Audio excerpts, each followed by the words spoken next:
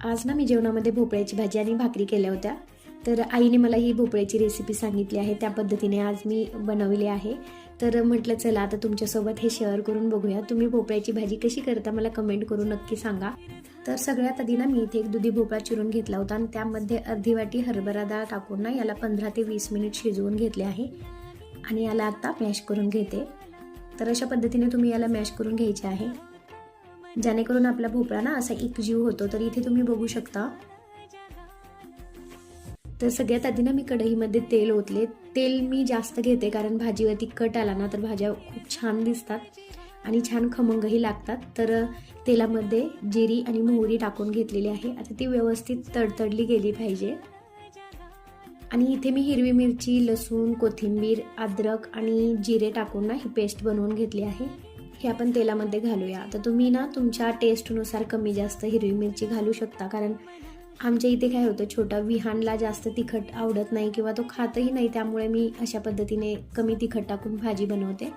तर इथे ना मी 3 चमचे हिरवी मिरची पेस्ट टाकलेली आहे, थोडीशी हळद टाकलेली आहे. हे मी मिक्स करून घेतले. आता यामध्ये मॅश केलेला भोपळा घालून मी घेते. तर तुम्ही पण, तुम्हाला भाजी वगैरे येत नसेल तर आईला विचारून करता का मला कमेंट करून नक्की सांगा. तर आई आपल्याला नेहमीच गाईड करत असते, अशी भाजी बनव, तशी भाजी बनव, आणि माझ्या भाजी ना शक्यतो मी आईला विचारूनच करते. तर यामध्ये ना थोडेसे पाणी घालून मी घेते. आता आधी काय करायचे, थोडेसे पाणी ॲड करून तुम्ही याच्यावरती ना ताट झाकून ठेवायचे आहे, जेणेकरून भाजी आपली एकजीव होते आणि मस्त शिजली जाते.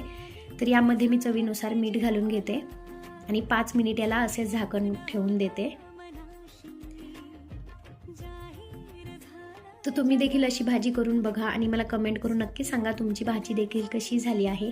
तर इथे 5 मिनिट झालेले आहेत. तर तुम्ही इथे बघू शकता भाजी आपली एकजीव झालेली आहे. कमेंट करून नक्की सांगा तुम्हाला ही भाजी कशी वाटली. तर आज रात्रीच्या जेवणामध्ये भोपळ्याची भाजी आणि भाकरी असा आमचा बेत आहे. आणि अर्धा ग्लास मी यामध्ये पाणी घालून घेते आणि नंतर याला आपण हलवून घ्यायचे आहे आणि 5 मिनिटांसाठी याला शिजवून घ्यायचे आहे. तर इथे माझी भाजी रेडी झालेली आहे. इथे तुम्ही बघू शकता.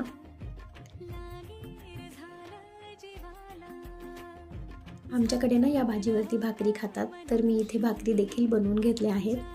भेटूया अशाच एका नवीन रेसिपीमध्ये. व्लॉग तुम्हाला कसा वाटला कमेंट करून नक्की सांगा. बाय.